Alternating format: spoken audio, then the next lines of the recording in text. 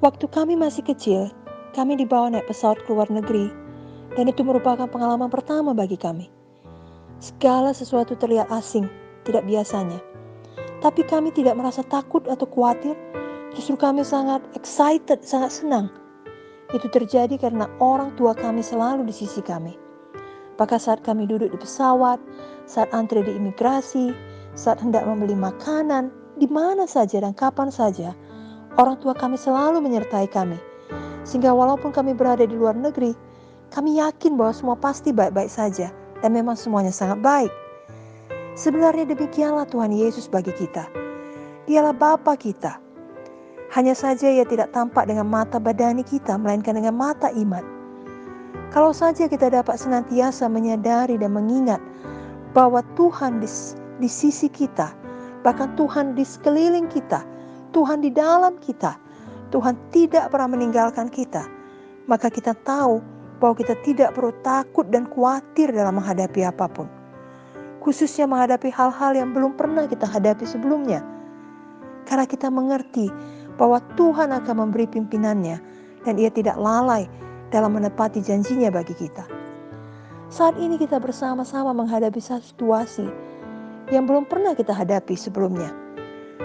Tetapi kita ingat bahwasanya Tuhan Yesus tidak pernah meninggalkan kita. Dan dalam Mazmur 125 ayat 2 berkata, Yerusalem, gunung-gunung sekelilingnya, demikianlah Tuhan sekeliling umatnya, dari sekarang sampai selama-lamanya. Kita tahu bahwa gunung adalah sesuatu yang kokoh, yang kuat, bahkan sering digambarkan orang sebagai tempat perlindungan. Kalau kita jalan dari Medan ke Brastagi atau ke Sidikalang, kita dapat melihat deretan gunung yang kokoh yang termasuk di dalam Bukit Barisan. Kota Yerusalem dikelilingi oleh gunung-gunung seperti itu, bahkan mungkin lebih tinggi lagi, dan gunung tersebut tidak akan beranjak, tidak akan berpindah. Dan firman dalam Mazmur 125 tadi mengatakan, demikianlah Tuhan bagi kita umatnya. Tuhan mengelilingi kita, sehingga tidak ada satu pun rencana jahat dari setan yang dapat berhasil mengenai kita, menindas kita. Apakah itu kemiskinan, kegagalan, kesedihan, juga semua ancaman penyakit. Tidak ada yang bisa berhasil mengalahkan kita. Kiranya firman Tuhan ini benar-benar hidup dalam hati kita. Sehingga ketika kita sedang menghadapi ancaman penyakit atau menghadapi satu kesusahan apapun bentuknya, hati kita teguh berharap kepada Tuhan. Dan kita tahu dengan pasti bahwa kita akan mendapatkan pertolongan Tuhan tepat pada waktunya. Tuhan Yesus tidak pernah terlambat. Di tengah semua persoalan, Tuhan selalu bersama kita. Tuhan mengelilingi kita dengan kasih-Nya dan juga dengan kuasa-Nya yang tidak berubah.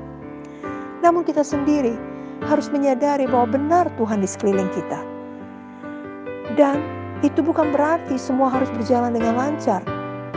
Tidak ada perjuangan, tidak perlu usaha. Tuhan memang selalu menyertai kita.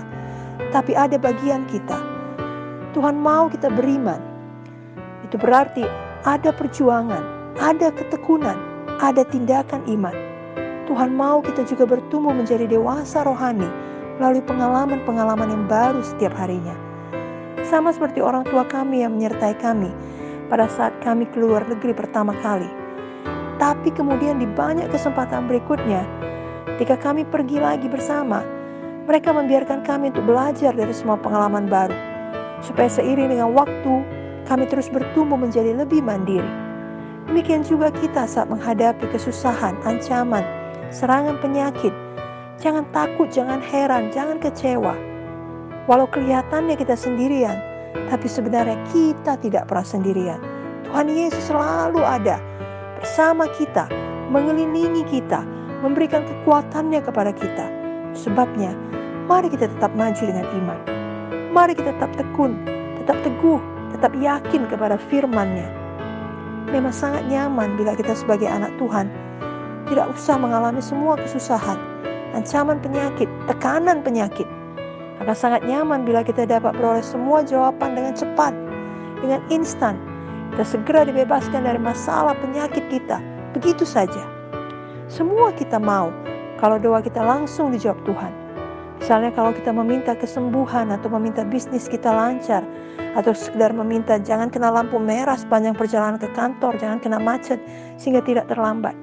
Tentunya perasaan kita akan sangat senang, sangat puas kalau kita melihat jawaban dari doa-doa tersebut langsung datang. Namun tidak selalu, tidak selamanya terjadi demikian. Kelihatannya seiring dengan pertumbuhan rohani kita, kadangkala doa atau permohonan kita tidak langsung segera dijawab. Marilah kita belajar untuk mengerti akan waktu Tuhan dan mengerti bahwa kita semua harus bertumbuh dari anak-anak rohani menjadi lebih dewasa rohani. Sesungguhnya doa kita yang seturut firman semuanya pasti dijawab Tuhan. Tidak pernah tidak dijawab Tuhan.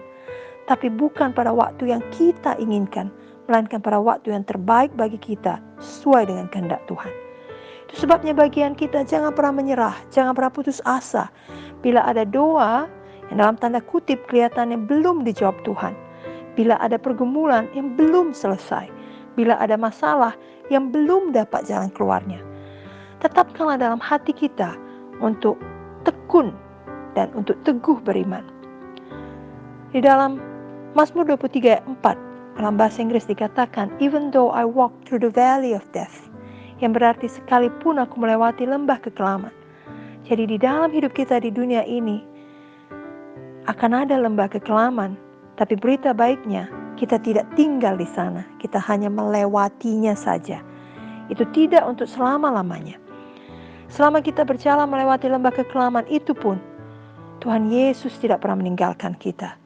Ia mengelilingi kita, itulah kebenarannya. Izinkan kebenaran ini membebaskan kita.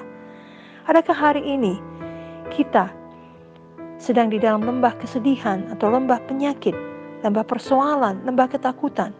Ingatlah, kita pasti keluar dari lembah itu, kita hanya melewatinya. Sebabnya mari maju terus, maju dengan iman. Karena dalam sepanjang perjalanan Tuhan Yesus menyertai kita, mengelilingi kita. Bahkan Tuhan Yesus ada di dalam kita. Itu sebabnya jangan pernah berhenti melangkah. Sekali lagi majulah terus dengan iman. Oleh bilur-bilur Yesus kita sudah sembuh. Dan Tuhan Yesus terus bekerja di dalam segala sesuatu mendatangkan kebaikan bagi kita. Tuhan Yesus mengelilingi kita sehingga kita luput dan bersorak. Kita yang percaya kepadanya dikelilingi oleh kasih setianya. Mazmur 32 ayat 7 dan 10. Amin.